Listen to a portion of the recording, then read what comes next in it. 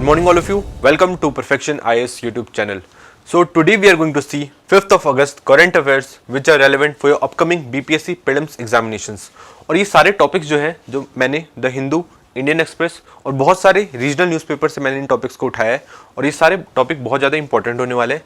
इसमें बीच बीच में मैंने कुछ यूपीएससी और बीपीएससी के प्रीवियस ईयर क्वेश्चंस भी डाले जो कि बहुत ज़्यादा इंपॉर्टेंट है क्योंकि वो सारे टॉपिक्स जो थे वो करंट अफेयर से ही आए हुए थे उस टाइम उस ईयर में. और इस बार भी वो सारे न्यूज़ में है टॉपिक्स, तो इस बार भी चांसेस है कि वो रिपीट हो जाए.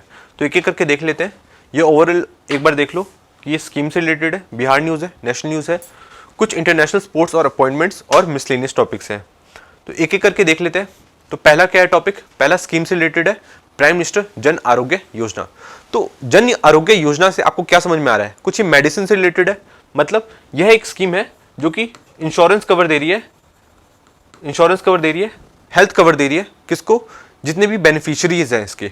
मतलब जिनके पास भी यह प्राइम मिनिस्टर जन आरोग्य योजना के तहत आयुष्मान कार्ड होगा उसको 5 लाख तक का, उसकी फैमिली को 5 लाख तक का इंश्योरेंस कवर मिलेगा. मतलब उसकी फैमिली एक साल में 5 लाख तक रुपए खर्च कर सकती है अपने हेल्थ से रिलेटेड. हेल्थ पे भी प्राइमरीली, सेकेंडरी और टर्शरी सेक्टर से रिलेटेड, टर्शरी हेल्थ केयर से रिलेटेड, ना कि प्राइमरी हेल्थ केयर से रिलेटेड. ठीक है. तो क्वेश्चन आ सकता है कि प्राइम मिनिस्टर जन आरोग्य योजना के तहत जो आयुष्मान कार्ड है वह प्राइमरी हेल्थ केयर से रिलेटेड है. तो उसका आंसर होगा नहीं, वो सेकेंडरी और टर्शरी हेल्थ केयर हो गया. ठीक है. उसमें सेकेंडरी और टर्शरी में प्राइम क्या होता है basically, like for example surgery, मतलब जितने भी बड़े बड़े ऑपरेशंस हो गए इन सब चीज़ों से रिलेटेड के लिए हम लोग प्राइम मिनिस्टर जन आरोग्य योजना का इस्तेमाल करेंगे, ना कि कोई छोटे मोटे इलाज के लिए कि बुखार हो गया, सर्दी जुकाम के लिए आयुष्मान कार्ड का इलाज नहीं, आयुष्मान कार्ड का यूज़ नहीं होता है. ये बड़े बड़े इलाज के लिए, फॉर एग्जांपल ऑपरेशन, सर्जरी के लिए, इन सब चीज़ों के लिए होता है. ठीक है. तो एक बार देख लेते हैं कि ये वर्ल्ड की सबसे बड़ी हेल्थ स्कीम है. ठीक है. क्योंकि ऑब्वियसली इससे 50 करोड़ के आसपास लोग इंपैक्ट होने वाले हैं, 12 करोड़ के आसपास फैमिलीज इंपैक्ट होने वाली है, 50 करोड़ के आसपास लोग इंपैक्ट होने वाले हैं.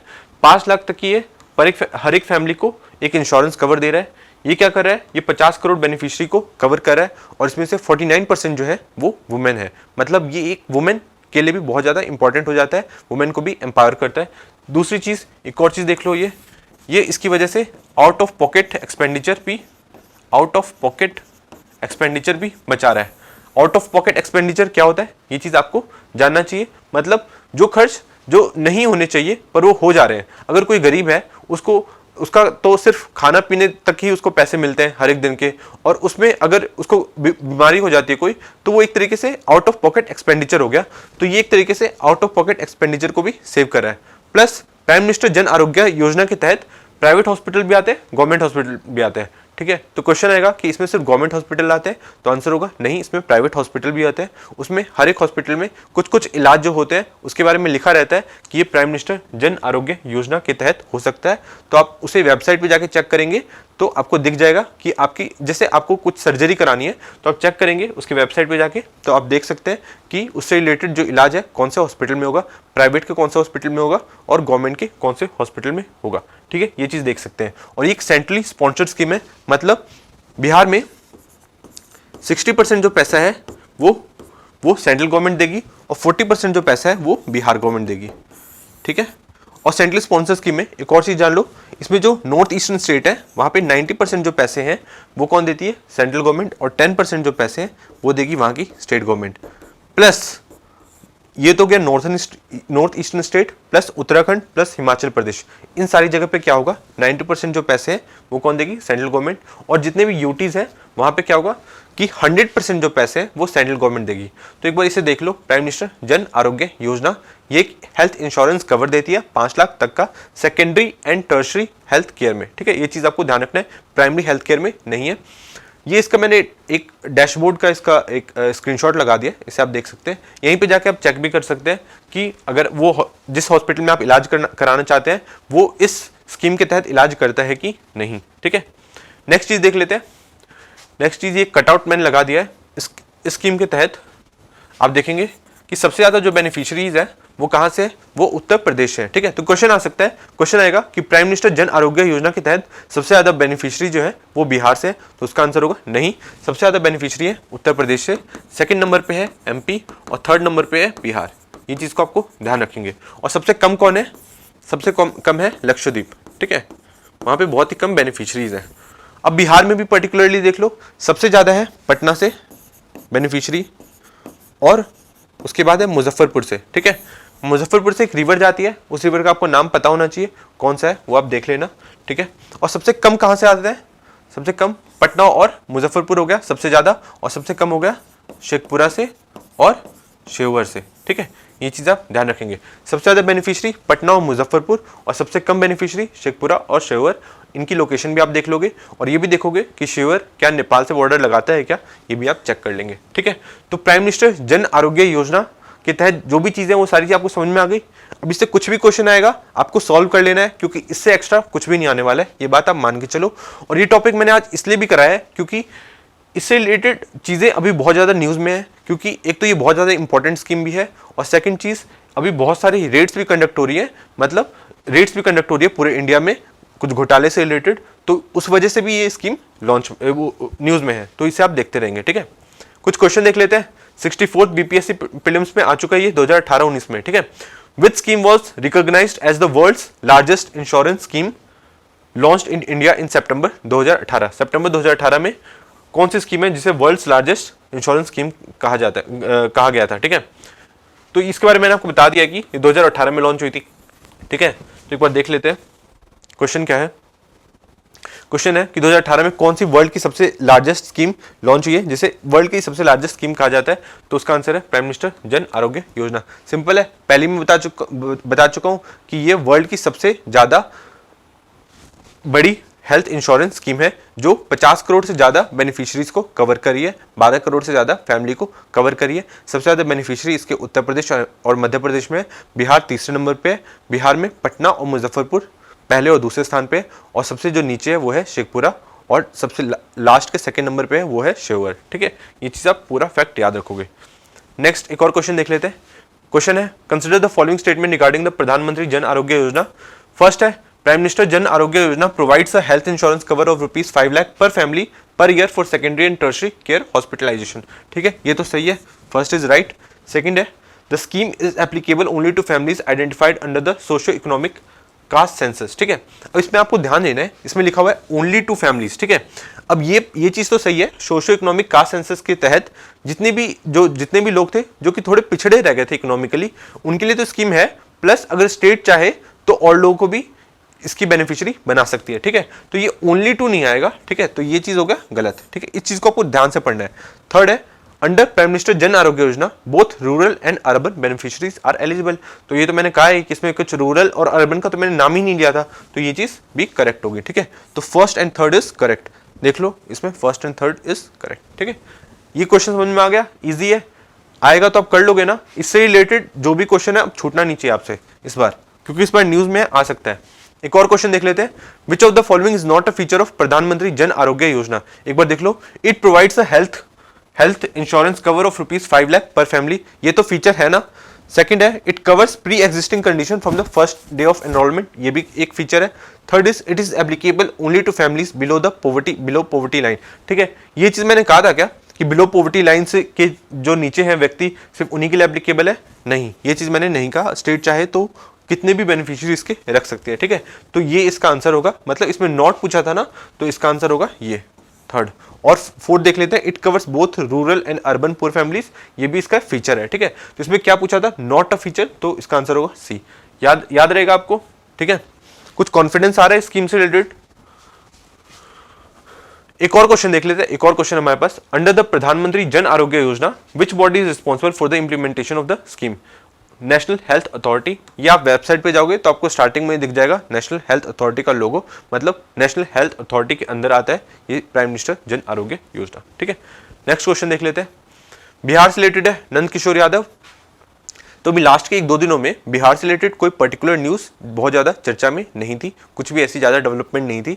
तो पहले के ही जो 2 न्यूज़ थे, उससे पहले के जो 2 न्यूज़ थे जो कि इंपॉर्टेंट थे, वो उसके बारे में मैंने लिख दिया था। इसमें मैंने नंद किशोर यादव के बारे में बताया था, जिन्होंने नेत्रदान का फैसला लिया है, मतलब मरणोपरांत ये अपनी जो आंखें हैं वो दान कर देंगे, क्योंकि जो हमारा देश है, जो हमारा समाज है, उसमें अंगदान को सबसे बड़ा दान माना जाता है। तो एक तरीके से इन्होंने एक बहुत बढ़िया एग्जाम्पल सेट किया है। और ये अभी क्या है, ये विधानसभा के स्पीकर हैं, विधानसभा के बिहार लेजिस्लेटिव असेंबली के स्पीकर है, और ये बीजेपी पार्टी से बिलोंग करते हैं। नेक्स्ट स्लाइड देखते हैं। नेक्स्ट स्लाइड है बिहार पावर ग्रिड। तो ये बिहार में एक पावर ग्रिड आने वाली है, कहाँ पे आने वाली है? सबौर में। सबौर के कहाँ पे? सबौर कहाँ पे? ये है भागलपुर डिस्ट्रिक्ट में। भागलपुर की लोकेशन देख लेंगे। भागलपुर के बारे में एक और चीज़ आपको ध्यान रखनी है, यहीं से जो कावड़िया होते हैं वो गंगा का होली वाटर लेके देवघर जाते हैं और बाबा बैद्यनाथ के टेम्पल में उसे चढ़ाते हैं और उस मेला को शरणी मेला कहा जाता है। ठीक है, इसे याद करेंगे। और इसके लिए 8 एकड़ जो लैंड है उसको आवंटित करने वाले हैं। ठीक है, तो बिहार पावर ग्रिड कहाँ पे आएगी? सबौर के भागलपुर में आएगी। ठीक है, भागलपुर से रिलेटेड आप न्यूज़ देख लेंगे। नेक्स्ट स्लाइड देखते हैं। नेक्स्ट स्लाइड है इंश्योरेंस से रिलेटेड। अब एक चीज देखो, प्राइम मिनिस्टर जन आरोग्य योजना, ये भी एक तरीके का स्कीम है जो कि इंश्योरेंस से रिलेटेड है। तो इसी को मैंने लिंक कर दिया है ये इसको इंश्योरेंस वाले टॉपिक से। और ये इसलिए भी लिंक किया मैंने क्योंकि इंश्योरेंस जो है आजकल बहुत ज़्यादा भी चर्चा में, क्योंकि इस पर जीएसटी लगा दिया गया है। और इससे रिलेटेड आप न्यूज़ देख लो कि ममता ने लिखा है सीतारमन जी को कि urges her to withdraw GST on health insurance. Health insurance पे तो कम से कम जीएसटी हटा लीजिए। इससे पहले नितिन गडकरी ने भी लिखा था। ठीक है, तो एक बार देख लेते हैं इंश्योरेंस से रिलेटेड जो भी चीज़ है। तो पहला है इंश्योरेंस इन इंडिया से रिलेटेड। फर्स्ट जो है वो नोडल अथॉरिटी है इसकी IRDAI, insurance regulatory and development authority of India. अब इसके बारे में मैंने क्यों लिखा है? क्योंकि इंश्योरेंस से लोग समझेंगे या तो ये गवर्नमेंट ऑफ इंडिया का कोई डिपार्टमेंट होगा जो इसकी एजेंसी होगी, नोडल एजेंसी होगी, या क्या होगा, या लोग सोच रहे होंगे कि ये आरबीआई के अंडर आता होगा। ठीक है, मतलब आरबीआई से कंट्रोल कर सकती है, इसकी नोडल अथॉरिटी आरबीआई है। ठीक है, तो ये दोनों ही आंसर रॉन्ग होंगे। इसके लिए एक स्पेशलाइज नोडल अथॉरिटी है, वो है IRDAI। इससे पहले एक और अथॉरिटी थी जो कि स्टैट्यूटरी नहीं थी, वो उतनी ज़्यादा ऑटोनोमस नहीं थी, तो उसकी जगह इस वाली अथॉरिटी को लाया गया। और कब लाया गया था? इसे लाया गया था 2000 में। किसकी रिकमेंडेशन पे? मल्होत्रा कमेटी याद रखोगे, मल्होत्रा कमेटी के रिकमेंडेशन में। इसने रिकमेंडेशन कब दी थी? 1999 में। ठीक है, तो IRDAI की स्थापना कब हुई थी? सन 2000 में। क्यों हुई थी? क्योंकि मल्होत्रा कमेटी ने रिकमेंडेशन दी थी। कब दी थी? 1999 में। ठीक है, तो इंश्योरेंस से याद रहेगा आई से IRDAI। ठीक है, तो IRDAI से याद रहेगा, आई का पहला ही अक्षर क्या है? इंश्योरेंस। ठीक है, तो मतलब IRDAI नोडल अथॉरिटी है इंश्योरेंस के लिए। जितने भी टाइप के इंश्योरेंस होते हैं वो उसको IRDAI देखती है। ठीक है, आगे देख लेते हैं कि एक और इससे रिलेटेड न्यूज़ है कि जो एज लिमिट थी 65 साल की, उसे अब हटा दिया गया। पहले क्या था कि जो भी इंश्योरेंस कवर होता था उसको 65 साल तक के व्यक्ति को ही दिया जाता था। क्यों दिया जाता था?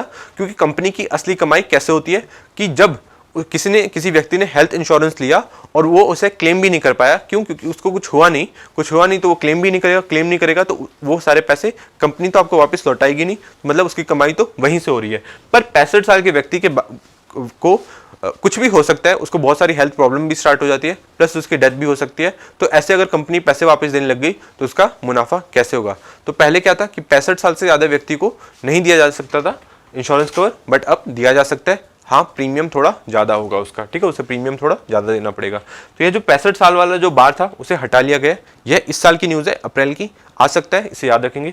5th लार्जेस्ट इंश्योरेंस मार्केट है वर्ल्ड का इंडिया। ठीक है, इंडिया जो है वो 5th लार्जेस्ट इंश्योरेंस मार्केट है और अभी बहुत ज़्यादा स्कोप भी है। और इस 37% के हिसाब से ये हर साल बढ़ता जा रहा है। इंश्योरेंस वाला जो बिजनेस है वो 37% के हिसाब से हर साल बढ़ता जा रहा है। आगे देख लेते हैं और इससे रिलेटेड कुछ आगे। अभी हमारे पास 54 नहीं है, ये 57 इंश्योरेंस कंपनीज है। उसमें से जो 23 लाइफ इंश्योरेंस कंपनी है और 34 है वो है नॉन लाइफ इंश्योरेंस कंपनीज। ठीक है, ये चीज़ आप ध्यान रखेंगे। इसमें से सिर्फ एक गवर्नमेंट कंपनी है, वो है LIC। ठीक है, LIC की स्थापना कब हुई थी? ये हुई थी 1956 में। ये चीज़ याद रखेंगे। ठीक है, और 34 नॉन लाइफ इंश्योरेंस कंपनीज है, इसमें 6 के आसपास गवर्नमेंट कंपनीज है। ठीक है, ये चीज़ आप याद रखेंगे। ये क्वेश्चन नहीं आएगा पर LIC से रिलेटेड आ सकता है। 1956 में इसकी स्थापना हुई थी। और एक और चीज़ याद रख लो, रिसेंट का डेवलपमेंट है कि गवर्नमेंट ने इसका FDI लिमिट बढ़ा दिया है। पहले कितना था? पहले सिर्फ 26% था 2014 में। 2014 में कितना था? एक मिनट मैं लिख देता हूँ यहाँ पे। 2014 में था 26% के आसपास, 2015 में था 49% को बढ़ा दिया गया और 2021 में इसे बढ़ा के 74% कर दिया गया है। ठीक है, तो अब फॉरेन डायरेक्ट इन्वेस्टमेंट बता चुका हूं मैं एफडीआई क्या होता है, ये चीज आप पहले वाले लेक्चर्स में देख लेना।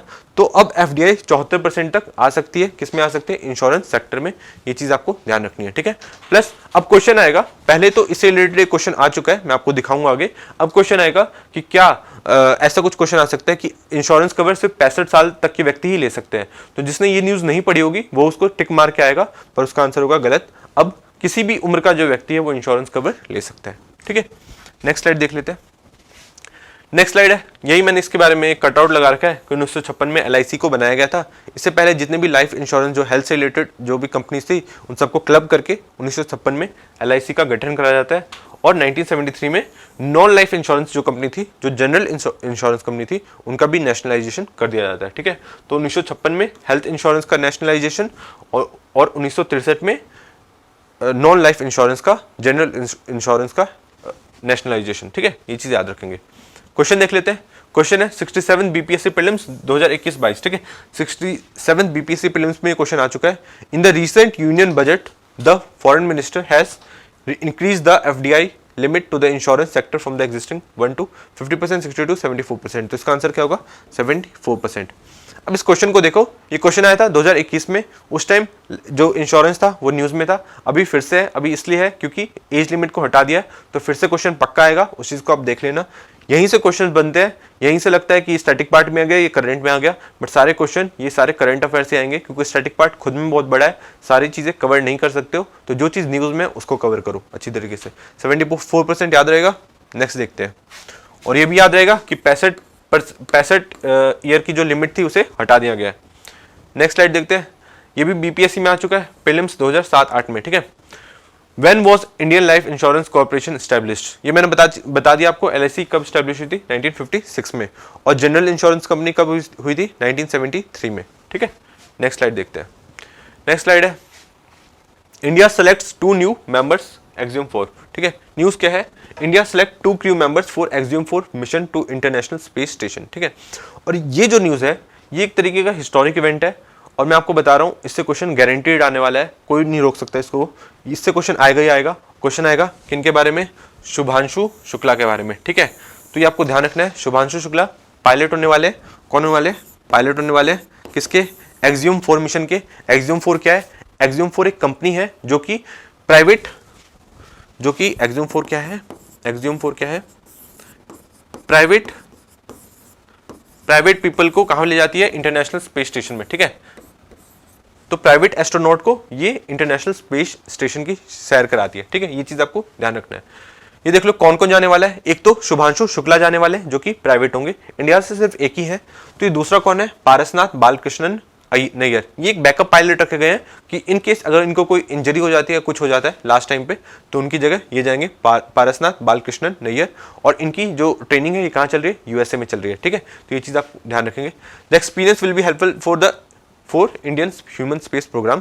अब जैसा कि आपको पता होगा कि इंडिया ने भी ह्यूमन स्पेस प्रोग्राम लॉन्च करेगा बाद में, तो उसके एक्सपीरियंस के लिए ये चीज़ इंपॉर्टेंट होने वाली है कि हमारे भी कुछ व्यक्ति पहले ही आईएसएस में जाके आए, ताकि हमें भी एक अच्छा एक्सपीरियंस मिल सके, ठीक है। तो ये याद रखा, शुभांशु शुक्ला। क्वेश्चन आएगा कि पारसनाथ बालकृष्णन जो है उन्हें सेलेक्ट किया गया पायलट के लिए एक्सियम 4 मिशन के लिए, तो आंसर होगा कि नहीं, वो नहीं है, शुभांशु शुक्ला है। तो याद रहेगा शुभांशु शुक्ला मेन है। सेकंड नंबर पे अगर शुभांशु शुक्ला नहीं जा पाते तो पारसनाथ बालकृष्णन नैयर जाएंगे, ठीक है।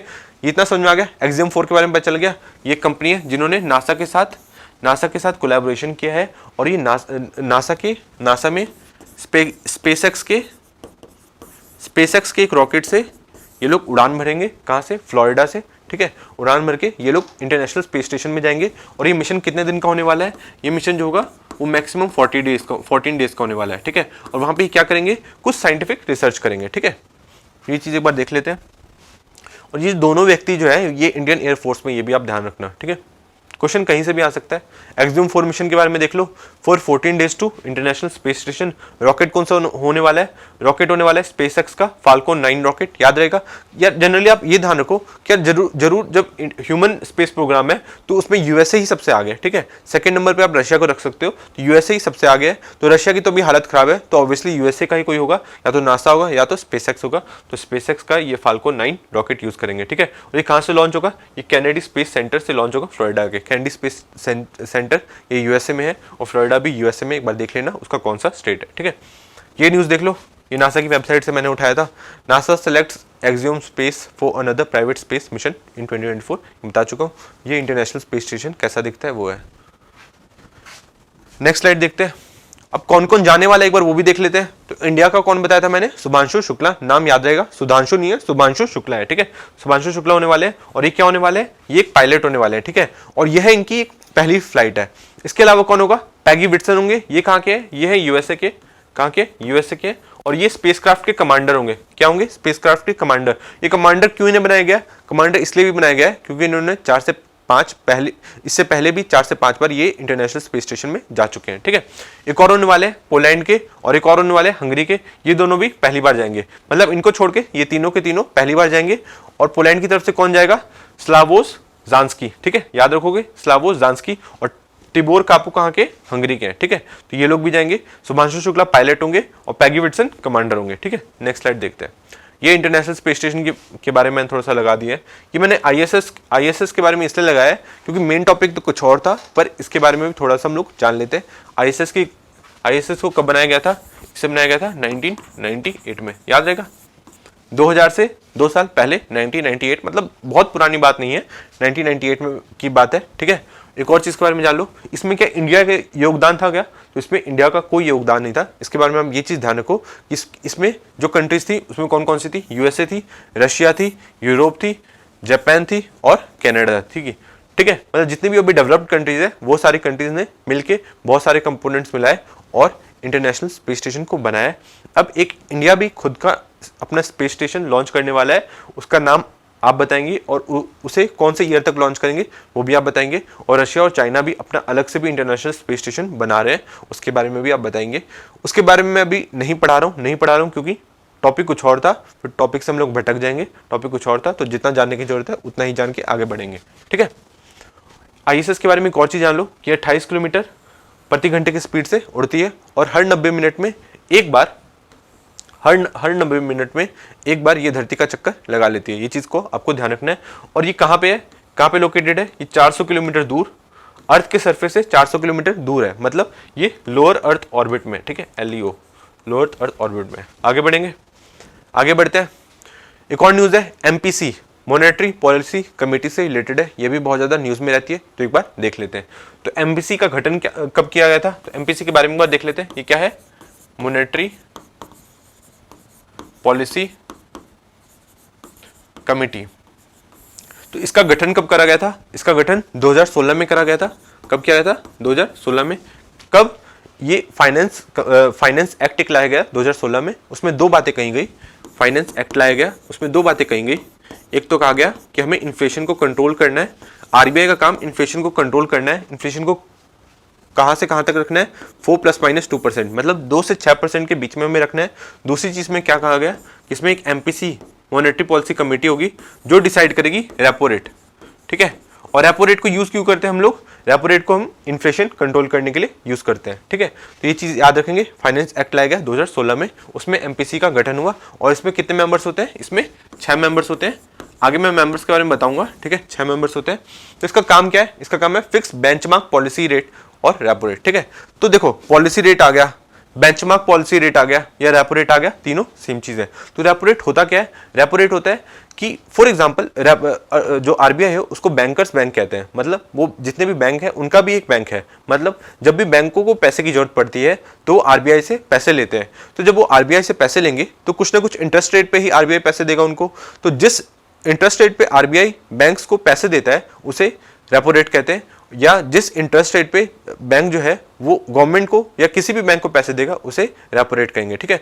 एक रिवर्स रेपो रेट भी होता है, उसे आप पढ़ लेंगे, 2 मिनट देंगे उसको, समझ में आ जाएगा, ठीक है। तो इसके टोटल कितने मेंबर्स होते हैं, 6 मेंबर होते हैं। याद हो गया कि MPC का मेन काम क्या है, इसका मेन काम है कि हमें क्या करना है, रेपो रेट को डिसाइड करना है। और ये जो 1 साल में कितनी बार मिलते हैं, इनको 4 बार तो मिनिमम मिलना है। ये लिखा गया है एक्ट में, किस एक्ट में, RBI एक्ट 1934 में लिखा गया है कि 4 बार तो इन्हें मिनिमम मिलना है, पर ये लोग 6 बार मिलते हैं, मतलब हर 2 महीने में 1 बार मिल ही लेते हैं, ठीक है। ये चीज आपको ध्यान रखना है।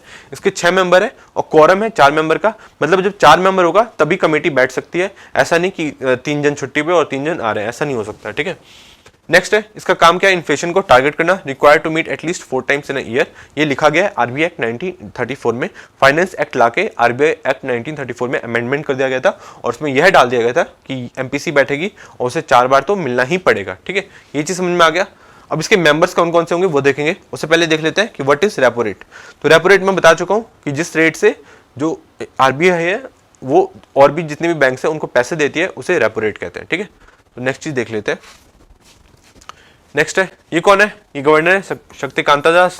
तो ये चीज इनके बारे में देख लो कि इनका टेन्योर कितने साल का रहा है। ठीक है, ये भी देखना है कि क्या इनका सबसे ज्यादा लंबे टाइम तक टेन्योर रहा है क्या, और दूसरी चीज ये भी देखना है कि कौन से नंबर पे आरबीआई के गवर्नर रहे हैं, इनका ये कौन से नंबर पे है। ठीक है, तो ये चीज आप एक बार देख लो एमपीसी के बारे में। एमपीसी कितने मेंबर्स है, 6 मेंबर्स है। ठीक है, तो ये एक बहुत इंपॉर्टेंट कमेटी है। ठीक है, ये एक बहुत इंपॉर्टेंट कमेटी है, तो जरूर इसका एक बंदा तो जो मेंबर होगा वो आरबीआई का गवर्नर तो रहेंगे ही ना। ठीक है, तो इसके 6 मेंबर है, उसमें से जो एक है वो कौन है, आरबीआई का गवर्नर। ठीक है, और उसमें से एक और है वो है डिप्टी गवर्नर। ठीक है, अब आरबीआई के कितने डिप्टी गवर्नर होते हैं वो आप कमेंट सेक्शन में बताएंगे। तो एक तो हो गया आरबीआई गवर्नर, एक हो गया डिप्टी गवर्नर, एक हो गया one nominated person by central board of RBI. ठीक है, आरबीआई की जो सेंट्रल बोर्ड है वो जिस पर्सन को ऑफिशियल को नॉमिनेट करेगी, एक मेंबर वो हो गया। तो मतलब 3 तो ये आरबीआई से हो गया एक तरीके से, और 3 होते हैं गवर्नमेंट की तरफ से। ठीक है, मतलब 3-3 का चलता है यहाँ पे, 3 होते हैं आरबीआई की तरफ से और 3 होते हैं गवर्नमेंट की तरफ से। ये चीज याद रखोगे कि कौन कौन एमपीसी का मेंबर है, क्वेश्चन आ सकते हैं, ये चीज आप ध्यान रखना। और एमपीसी का मेन काम जो है वो है रेपो रेट से रिलेटेड, मतलब इन्फ्लेशन को कंट्रोल करना, ये चीज ध्यान रखना। और इसको 4 बार तो मिनिमम मिलना ही है, पर ये जनरली 6 बार मिल लेते हैं साल में, ये भी आप ध्यान रखेंगे। ठीक है, क्वेश्चन देख लेते हैं। क्वेश्चन क्या आ चुका है, 1999 में आया था, main objective of monetary policy. Monetary policy का मेन काम क्या है, तो मॉनेटरी पॉलिसी भाई तो नाम से समझ में आ रहा है मनी से रिलेटेड काम है और इसका कुछ भी काम नहीं है, ये चीज आप ध्यान रखेंगे। ठीक है, डायरेक्टली तो भाई यही काम आता है, अब इनडायरेक्टली कुछ काम आए तो वो मैटर नहीं कर रहा अभी। ठीक है, नेक्स्ट देख लेते हैं। 2018-19 में क्वेश्चन आ चुका है। क्वेश्चन है, at present who is the governor of reserve Bank of India. RBI का गवर्नर कौन था, ये चीज आप देख सकते हैं।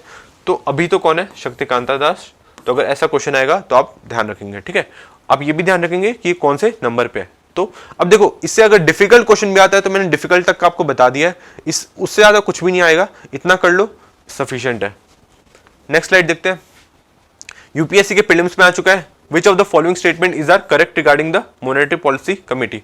It decide the RBI benchmark interest rate. ठीक है, आरबीआई का बेंचमार्क इंटरेस्ट रेट डिसाइड करता है। तो मैंने बताया था आरबीआई बेंचमार्क इंटरेस्ट रेट मतलब पॉलिसी रेट, इसी को तो कहते हैं रेपो रेट, मतलब इसे पॉलिसी रेट भी कहते हैं, इसी को रेपो रेट भी कहते हैं। तो ये डिसाइड करेगा, तो ये तो सही है।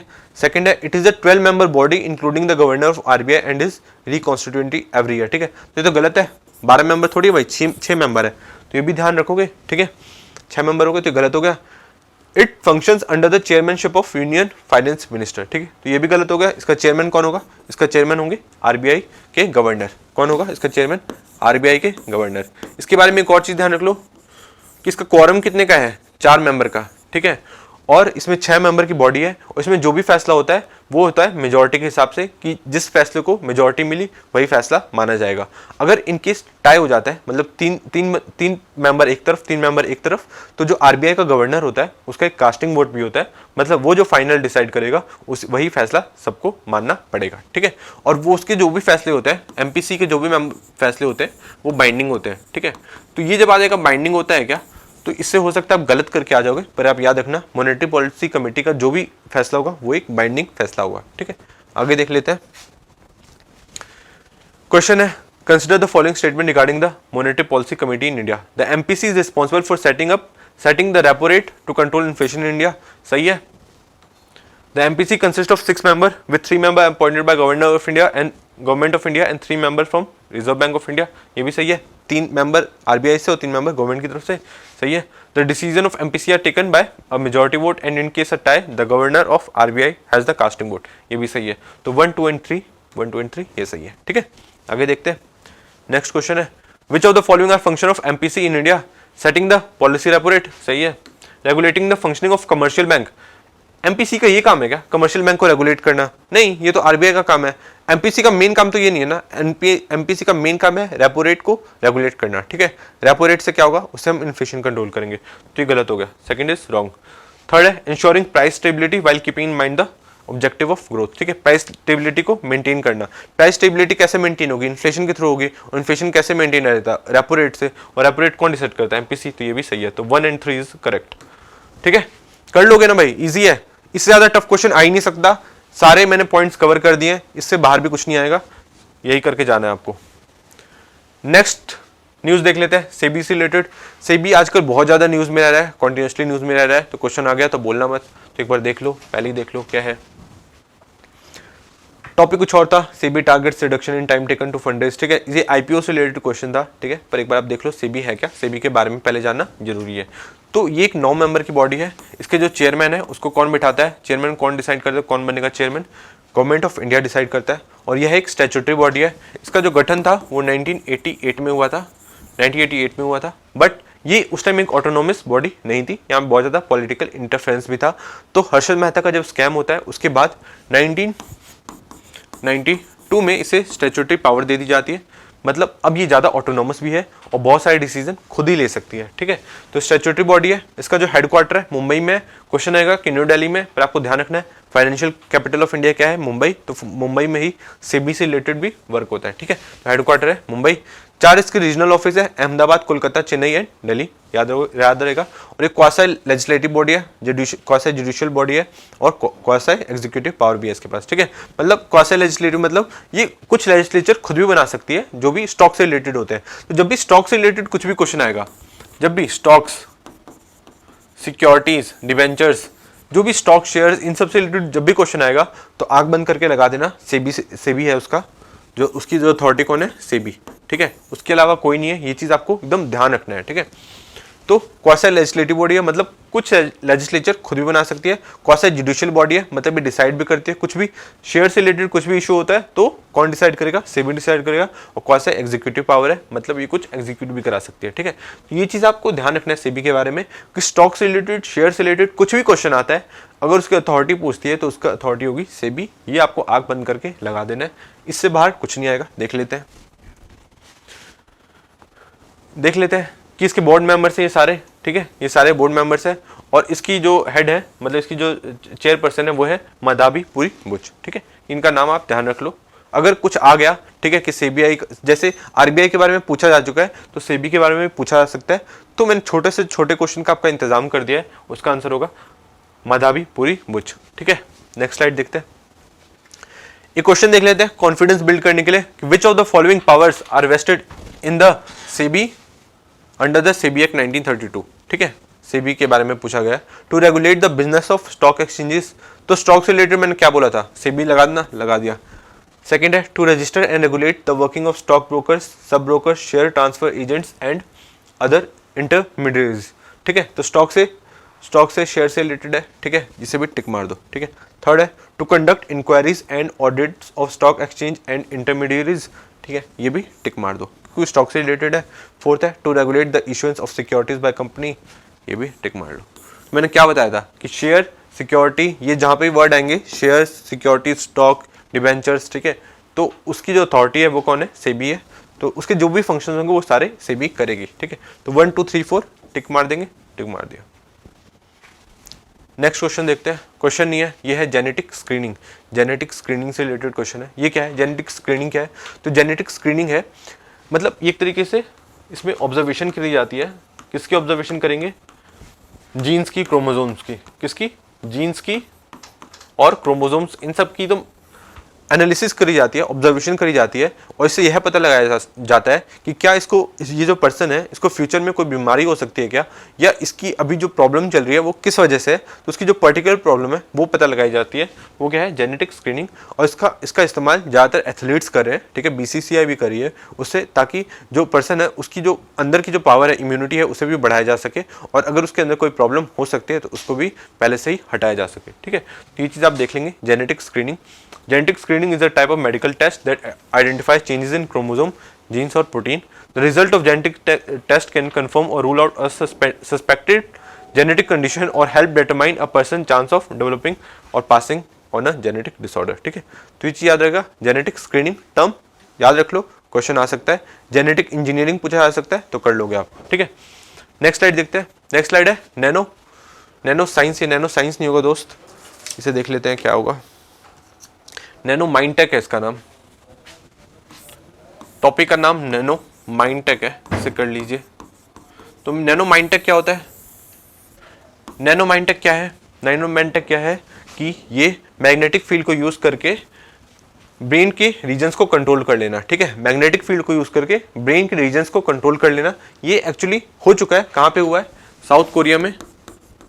साउथ कोरिया में एक यूनिवर्सिटी में एक्सपेरिमेंट कर रहे थे, उसमें यह देखा गया कि माइस के, उसमें क्या कर लिया गया, माइस जो होती है उसके ब्रेन को, उसके ब्रेन के सर्टेन रीजन्स को कंट्रोल कर लिया गया मैग्नेटिक फील्ड को यूज करके।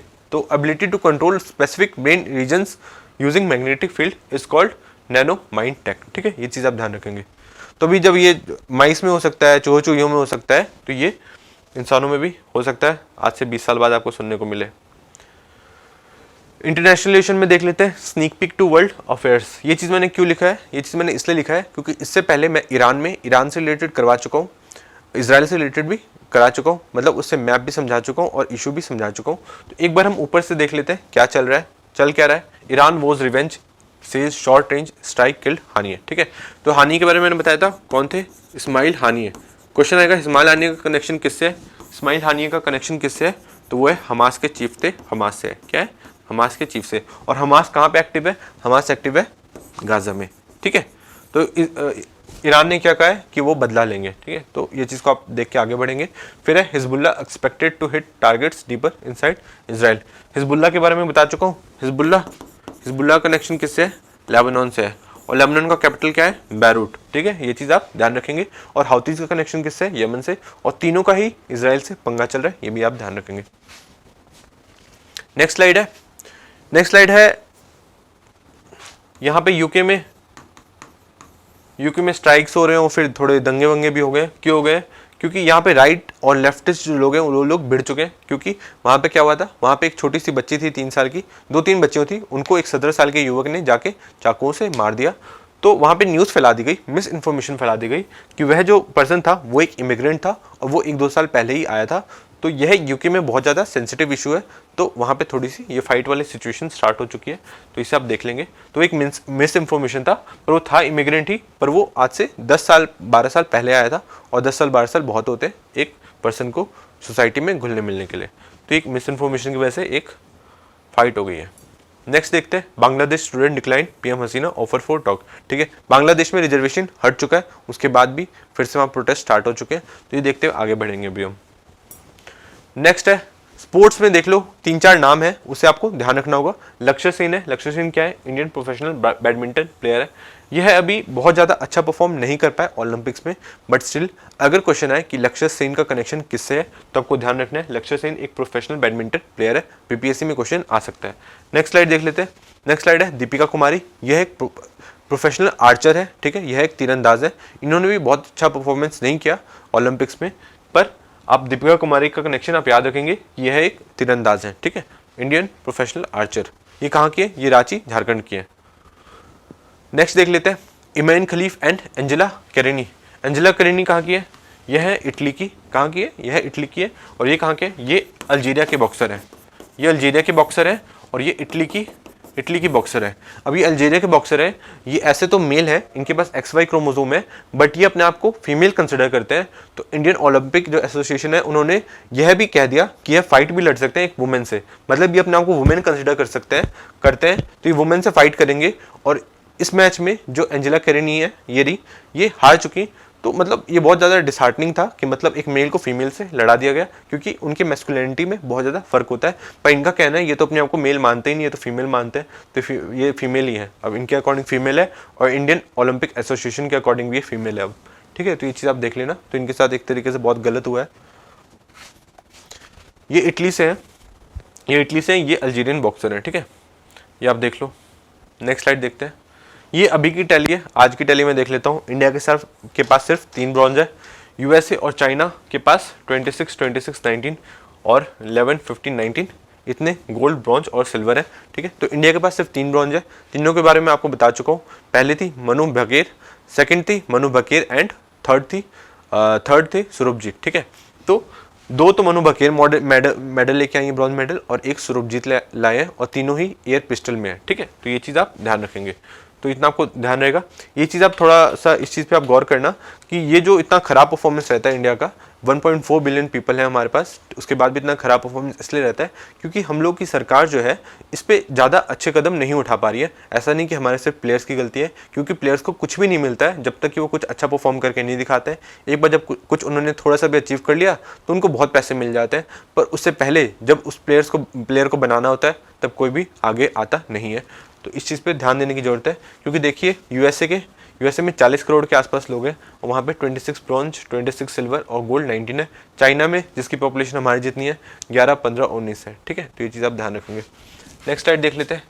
नेक्स्ट स्लाइड है बीएसएफ चीफ स्पेशल डायरेक्टरेट, इसको हटा दिया गया है, डीजी को हटा दिया गया है, और एसडीजी, एडीजी नहीं है, ये स्पेशल डीजी है। ठीक है, तो डीजी कौन थे? नितिन अग्रवाल को। तो क्वेश्चन आएगा नितिन अग्रवाल से रिलेटेड, या कौन से ऐसे डीजी रहे जिनको हटा दिया गया, तो कौन रहेगा? नितिन अग्रवाल, क्योंकि ये अकेले डीजी हैं जिनको, बीएसएफ के ऐसे डीजी रहे जिनको हटा दिया गया। इनका जो पीरियड था उनको शॉर्ट कर दिया गया और इसे अपने पेरेंट कार्डर में भेज दिया गया। इनको भी अपने पेरेंट कार्डर में भेज दिया गया, इनके भी टेन्योर को हटा दिया गया। स्पेशल डीजी थे वाईबी खुरानिया। ठीक है, तो इनके टर्म में क्या हो रहा था? इनके टर्म में एक्चुअली बहुत ज़्यादा आतंकवादी जो बॉर्डर है उसको क्रॉस करके इंडिया में घुस गए थे, तो इन्होंने, हो सकता है गवर्नमेंट को लगाओ कि कुछ अच्छा काम नहीं कर रहे, तो इनको वहां से हटा दिया गया। तो क्वेश्चन आ जाएगा नितिन अग्रवाल से रिलेटेड और वाईबी खुरानिया से रिलेटेड, ये क्यों न्यूज़ में, तो आप याद रखेंगे।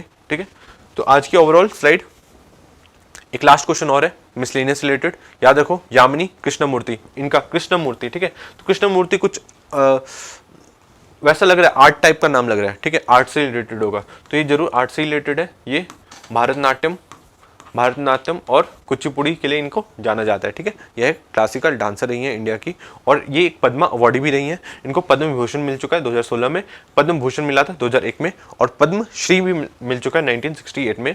अब आपके लिए क्वेश्चन यह है कि आपको यह बताना है कि क्या 2 पद्मा जो अवार्ड्स हैं उनको मिलने के बीच में कोई गैप होता है क्या, या डायरेक्टली मिल सकता है कि इस साल मिल गया पद्म भूषण और अगले साल मिल गया पद्म विभूषण। तो ये चीज़ आपको चेक करके बतानी है, क्योंकि इससे क्वेश्चन भी आ चुका है। इस पे प्राइम मिनिस्टर मोदी ने भी शोक जताया था।